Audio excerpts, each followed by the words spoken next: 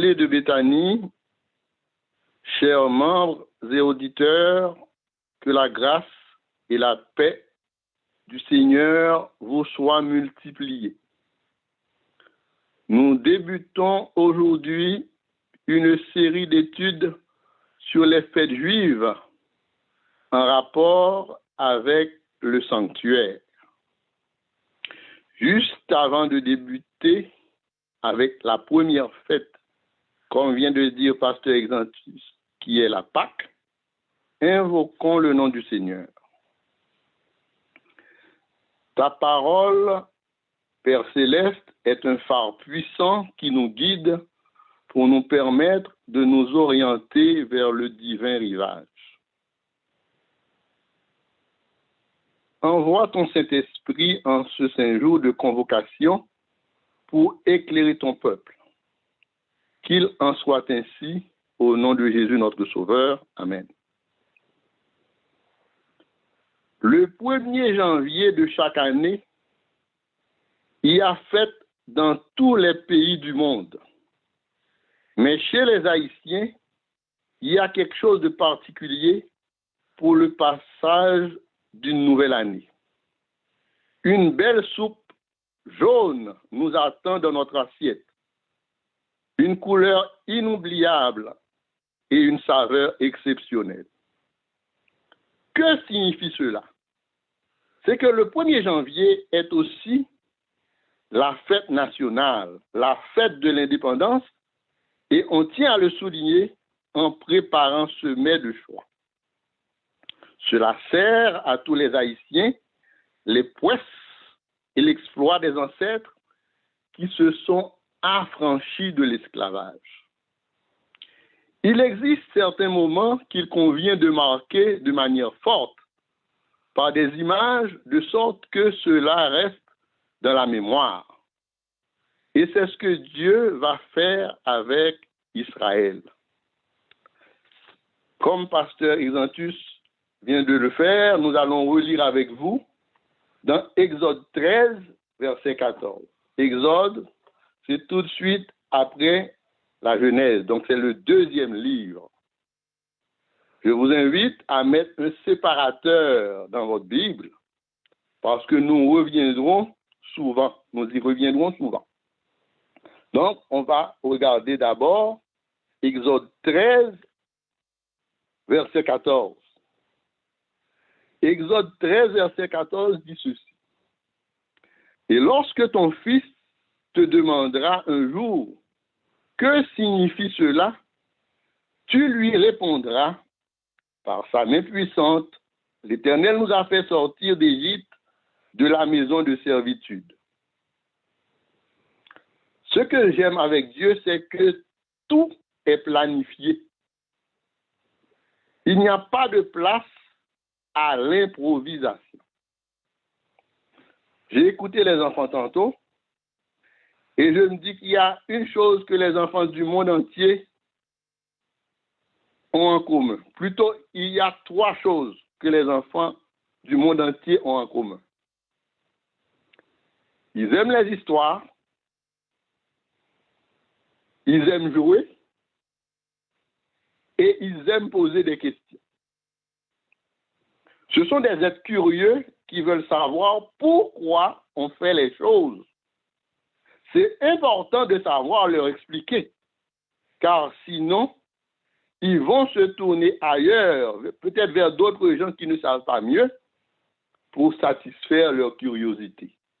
Donc, dans Exode 13, verset 14, l'Éternel dit ceci. Lorsque ton fils te demandera un jour, que signifie cela? Tu lui répondras, par sa main puissante, l'Éternel nous a fait sortir d'Égypte, de la maison de servitude. Aujourd'hui, on va étudier la Pâque. D'abord, jetons un regard sur ce qui a amené à cette fête. La première qui souligne le ministère de Jésus. Comment tout ça a commencé? Je vous invite à regarder avec moi dans Exode 4, verset 22 et verset 23. Exode 4, 22 à 23. Tu diras à Pharaon, ainsi parle l'Éternel, Israël est mon fils, mon premier-né. Je te dis, laisse aller mon fils pour qu'il me serve. Si tu refuses de le laisser aller, voici, je ferai périr ton fils, ton premier-né. Maintenant, pourquoi est-ce qu'on parle d'Israël comme étant le premier-né? Ce matin, j'écoutais avec intérêt les diverses opinions au sujet de l'orgueil. Et je me dis que quand Dieu a fait appel à Israël pour être son premier-né, ce n'était pas parce que c'était le premier peuple qu'il y avait sur la terre. Et ce n'était pas non plus pour faire d'Israël un peuple orgueilleux pour se croire supérieur aux autres. Parce que le texte dit, laisse aller mon fils pour qu'il me serve. Donc, c'est pour faire un serviteur de l'Éternel. C'est sa première mission, là. Laisse aller mon fils pour qu'il me serve. C'est un peu comme si, aujourd'hui, on a le problème du coronavirus et on a les laboratoires qui se lancent dans une course au vaccin. On peut choisir quelques personnes, quelques volontaires probablement, ceux qui n'ont vraiment pas peur, là, pour essayer un vaccin. Et une fois qu'on a le vaccin, on prouve que ça leur fait du bien, eh bien, on peut convaincre beaucoup d'autres personnes à venir aussi prendre le vaccin. Je sais que beaucoup, même dans la communauté haïtienne, disent pas moi là qui vais prendre le vaccin. Et je vous comprends. Donc, on ne veut pas toujours servir d'échantillon ou de cobaye dans le cadre du vaccin. Donc, au retour de Moïse en Égypte, il va se rendre auprès du roi, tel que nous venons de lire. Donc, Dieu se présente ici en père. Israël est appelé le premier-né. Israël est le fils. Israël n'avait rien de particulier, rien de bon. Au contraire, c'était un peuple plutôt ordinaire. Mais on connaît la suite. Pharaon va s'obstiner en refusant d'obtempérer face à tous les avertissements qui lui ont été adressés sous forme de plaie. Il en est de même pour nous aujourd'hui qui sommes choisis pour être au service du Seigneur.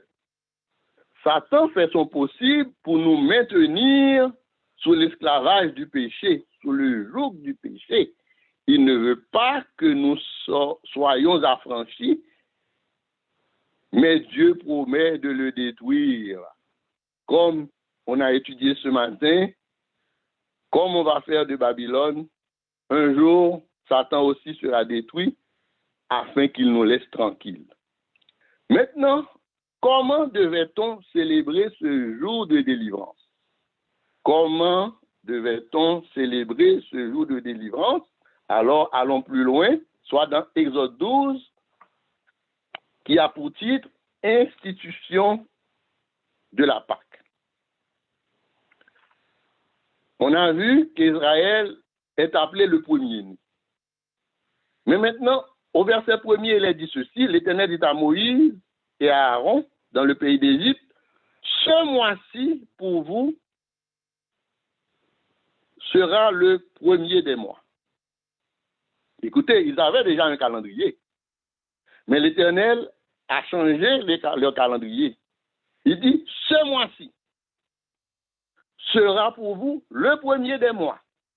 Il sera pour vous le premier des mois de l'année. Verset 3. Parlez à toute l'assemblée d'Israël et dites, le 10e jour de ce mois, on prendra un agneau pour chaque famille, un agneau pour chaque maison. Remarquez, je vous dis que Dieu est un Dieu d'ordre et c'est un Dieu qui fait les choses avec des principes rigoureux.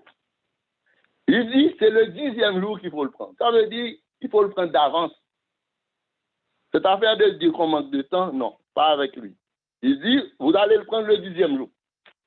Ce mois-là, le mois de la Pâque, vous allez prendre un agneau le 10e jour. Il donne les descriptions, comment devait être l'agneau, sans défaut, etc. Maintenant, au verset 6, il va leur dire, vous le garderez jusqu'au 14e. Donc, ça veut dire que vous aurez 4 jours. Vous avez 4 jours. Vous le garderez jusqu'au 14e jour de ce mois. Et toute l'assemblée d'Israël l'immolera entre les 2 soirs. Toute l'assemblée, pas un groupe qui fait ci, un groupe qui fait ça, non. Toute l'assemblée fait les mêmes choses en même temps. On prendra son sang, on mettra sur les poteaux, sur les linteaux, etc. Cette même nuit, on mangera la chair avec des pains sans levain. Vous ne mangez point à demi-cuit, mais il sera aussi au feu avec la tête, les jambes et l'intérieur. Vous n'en laisserez rien jusqu'au matin. Et s'il en reste quelque chose, vous le brûlerez au feu. Au verset 11, on dit, c'est la Pâque de l'Éternel. Cette nuit, je passerai, etc., etc., et l'Égypte sera frappée. Donc, on comprend que les choses se font avec Dieu de façon ordonnée. Changement de mois, changement aussi de statut. Israël est appelé premier-né pour le service.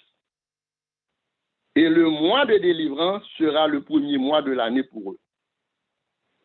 Qu'on se souvienne que ce que Jésus va dire plus tard à Nicodème, dans Jean 3, verset 7, il va dire ceci, « Ne t'étonne pas que je t'ai dit, il faut que vous naissiez de nouveau. » Avec Dieu, c'est une nouvelle naissance. Mais j'aime bien comment le verbe est utilisé. Jean 3, verset 7, « Ne t'étonne pas que je t'ai dit, il faut que vous naissiez de nouveau. » Il ne dit pas, il faut que tu naisses de nouveau. S'il parlait juste à Nicodème, c'est ça qu'il devrait dire. Mais il dit, il faut que vous naissiez de nouveau.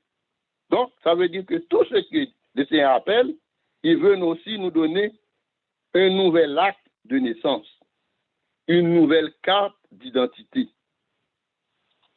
C'est comme ça qu'on voit à travers tout le récit de la Pâque. Au verset 14, il est dit ceci.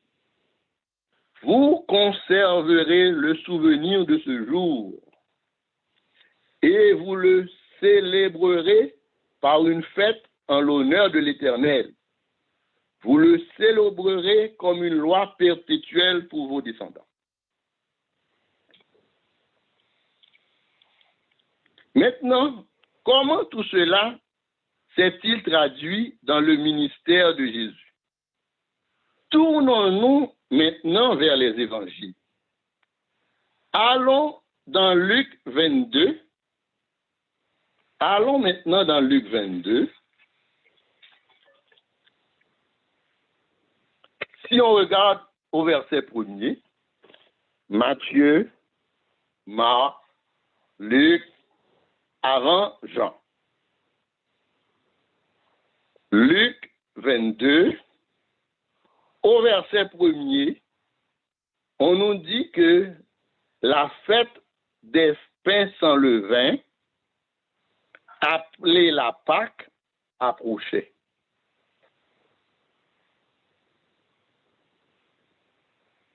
Maintenant, au verset 7, on va dire ceci. Le jour des pains sans levain où l'on devait immoler la Pâque arriva. Intéressant, n'est-ce pas? On voit la gradation là, on peut suivre les jours là, n'est-ce pas? Jésus envoya, au verset 8, Jésus envoya Pierre et Jean en disant, allez nous préparer la Pâque afin que nous la mangions. Il envoya Pierre et Jean en disant, allez nous préparer la Pâque. C'est une question normale. Ils lui dirent, mais où veux-tu que nous la préparions? Au verset 10, il leur répondit, voici, quand vous serez entrés dans la ville, vous rencontrerez un homme portant une cruche d'eau. Suivez-le dans la maison où il entrera. Comprenez-vous quelque chose là-dedans, vous? C'est bizarre, n'est-ce pas? Vous allez dans la ville, vous rencontrez un homme portant une cruche d'eau. Le problème, c'est que dans ce pays, à l'époque, les hommes ne transportent pas de cruche d'eau. C'est un travail qu'on laisse surtout aux femmes. Souvenez-vous de la femme samaritaine. Souvenez-vous des femmes proches, souvent du puits de Jacob, en tout cas Moïse, à peu près tous les patriarches ont connu des épisodes comme ça. Suivez cet homme dans la maison où il entrera. Vous direz au maître de la maison, le maître te dit, pas Jésus là. Vous allez, vous suivez quelqu'un avec une cruche d'eau. Il faut avoir la foi pour faire ça. Hein? Vous suivez quelqu'un que vous ne connaissez même pas et il aura une cruche d'eau dans les mains. Et là, vous le suivez. Quand il entre dans la maison, vous direz au maître de la maison, verset 11, le maître te dit, on dit au maître que le maître dit, mais écoute, quel maître? Le maître te dit, où est le lieu où je mangerai la Pâque avec mes disciples? Jésus leur a dit, vous allez faire ça comme ça. Et il vous montrera, verset 12, une grande chambre haute, meublée, c'est là que vous préparerez la Pâque. Voyez comment Jésus envoie quelqu'un faire une mission, mais que, en fait, toute la préparation, c'est Jésus qui l'a faite. C'est Jésus qui a déjà tout préparé, qui a déjà tout prévu. Donc, les disciples n'avaient qu'à obéir. Donc, le maître te dit, on dit à la personne qu'on ne connaît même pas, écoute, mon gars, le maître te dit, où est le lieu où je mangerai la Pâque avec mes disciples? Et il vous montrera une grande chambre haute, meublée, avec tout ce qu'il faut, tout équipé. C'est là que vous préparerez la Pâque. Verset 13, ils partirent et trouvèrent les choses comme il le leur avait dit. Et ils préparèrent la Pâque. Vous voyez, des fois, quand le Seigneur nous envoie, ce matin, on parlait de Jonas, là, le serviteur qui est assez rebelle, là, il ne veut pas aller là où le Seigneur l'envoie. Là. Mais quand on fait ce que le Seigneur dit, on voit que la préparation est déjà faite, le chemin est déjà tout tracé pour nous. Le Seigneur n'a qu'à faire ce que Dieu dit pour voir les choses se dérouler comme prévu. Et l'heure étant venue, il se mit à table et les apôtres avec lui. Il leur dit, j'ai désiré vivement manger cette Pâque avec vous avant de souffrir. Ce n'était pas la première fois que Jésus réunissait des disciples pour la Pâque. Mais cette Pâque était une Pâque spéciale. C'était une Pâque spéciale. Il leur dit, cette Pâque, j'ai désiré vivement la manger avec vous avant de souffrir. Et c'est là qu'il va faire cette déclaration que nous aimons tellement utiliser, le verset 19. Ensuite, il prit du pain et après avoir rendu grâce, il le rompit et leur donna en disant, ceci est mon corps qui est donné pour vous, faites ceci en mémoire de moi. Donc ça, vous allez garder ça dans votre mémoire. Vous n'allez jamais oublier ce moment ce moment où vous allez vivre avec moi. C'est un moment spécial, c'est un moment unique. C'est un exercice de mémoire. On dit que la mémoire est une faculté qui oublie. Donc, de temps en temps, comme disait la sœur dans le chant, éveiller notre mémoire oublieuse parfois. D'autres éléments doivent être soulignés. Donc, je vous ramène dans Exode, je vous avais dit de mettre un séparateur ou un signet, de sorte qu'on puisse y revenir au besoin.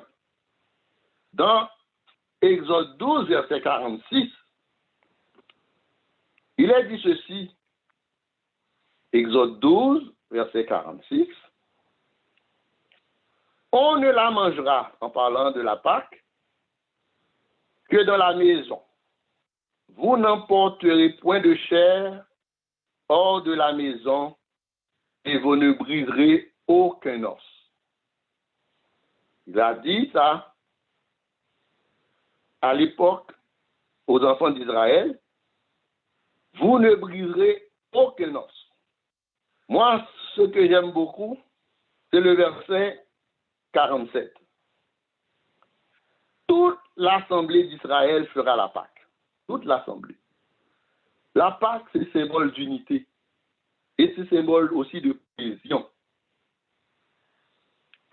Et si on pouvait dire ça aujourd'hui, ce serait tellement intéressant. Le verset 50. Ça n'arrive pas toujours, mais quand ça arrive, je pense que le Seigneur est content. Verset 50.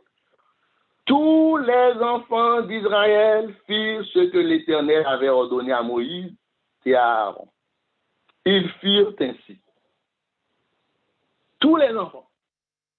Pas un groupe qui va dans un sens, un autre groupe qui va dans un autre sens. Non. Tout le monde va dans le même sens, dans le même objectif. Et ce même jour, verset 51, l'Éternel fit sortir du pays toutes les armées d'Israël. L'Éternel nous sauve de façon spectaculaire. Parfois, on oublie. Parfois, on oublie. Mais maintenant, allons regarder un peu ce qui va se passer dans l'Évangile. Cette fois, dans l'Évangile de Jean. On a regardé tantôt l'Évangile de Luc. Mais jetons un coup d'œil au sujet de ce texte où on dit « aucun os ne sera brisé ». Dans Jean 19, d'abord, on nous dit qu'au verset 30, quand Jésus eut pris le vinaigre, il dit « tout est accompli ». Et baissant la tête, il rendit l'esprit. Donc ça veut dire qu'il est mort. Tout est accompli. Remarquez que au verset 31, on nous précise, justement, dans la crainte que les corps ne restassent sur la croix pendant le sabbat, car c'était la préparation. Donc, ça veut dire que Jésus est mort juste avant le sabbat, à la préparation du sabbat, avant le sabbat. Il a dit tout est accompli. Ça rejoint pas mal ce qu'on a étudié dans Genèse lors de son œuvre de création. Quand Dieu a tout fini, il s'est reposé le 7e jour. Donc, dans la crainte que les corps ne restassent sur la croix, car c'était la préparation, et ce jour de sabbat était un grand jour. Pourquoi était-ce un grand jour? Parce que ce jour-là, c'était également la Pâque. Donc, c'était une double fête. C'est comme lorsqu'on a une fête qui tombe un samedi ou un dimanche, on est obligé de nous donner lundi congé. Parce que, absolument, soit qu'on nous donne vendredi congé, parce qu'il faut aussi célébrer cette fête. Donc, ce sabbat était un grand jour. Les Juifs demandèrent à Pilate qu'on rompît les jambes aux crucifiés et qu'on les enlevât.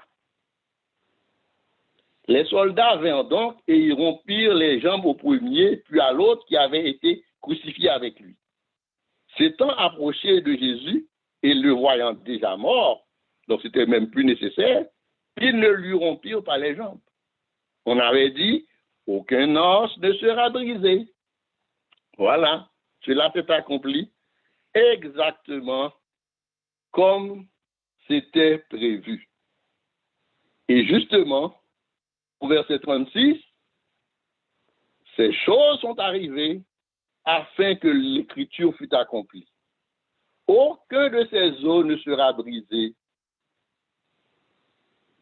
Donc, avec Dieu, il n'y a pas d'improvisation. Tout ce qu'il va faire, il le dit et il fait tout ce qu'il dit. Il le dit d'avance et il le fait après. Donc, le chrétien, c'est quelqu'un qui est tout à fait au courant de ce que Dieu a comme programme pour lui. Dans 1 Corinthiens 5, versets 7 et 8, on nous dit ceci: faites disparaître le vieux levain afin que vous soyez une pâte nouvelle, puisque vous êtes sans levain, car Christ, notre Pâque, a été immolé. Célébrons donc la fête non avec du vieux levain, non avec un levain de malice et de méchanceté, mais avec les pains sans levain de la pureté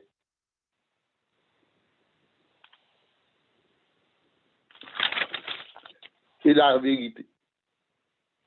C'est ce Jésus que nous vous offrons, chers amis, comme repas ce midi. Jean-Baptiste, en voyant Jésus, a déclaré: voici l'agneau de Dieu qui ôte les péchés du monde. Dans Matthieu 3, versets 13 à 15, il est dit ceci: alors Jésus vint de la Galilée au Jourdain vers Jean pour être baptisé par lui. Mais Jean s'y opposait en disant: c'est moi qui ai besoin d'être baptisé par toi, et tu viens à moi? Jésus lui répondit: laisse faire maintenant, car il est convenable que nous accomplissions ainsi tout ce qui est juste. Et Jean ne lui résista plus. On comprend que Jésus n'avait pas de péché. Cependant, il s'est fait baptiser. Jésus, c'est le serviteur qui fait tout ce que Dieu dit et qui le fait à merveille. S'il y en a parmi vous qui n'ont pas encore reçu le baptême, c'est le temps d'y penser sérieusement, même si on est en ligne. On peut toujours appeler le pasteur, la pasteur, un ancien ou tout autre membre de l'église Béthanie et on pourra regarder avec vous comment on peut faire ça. C'est important que vous deveniez son fils, sa fille, un premier-né pour le service.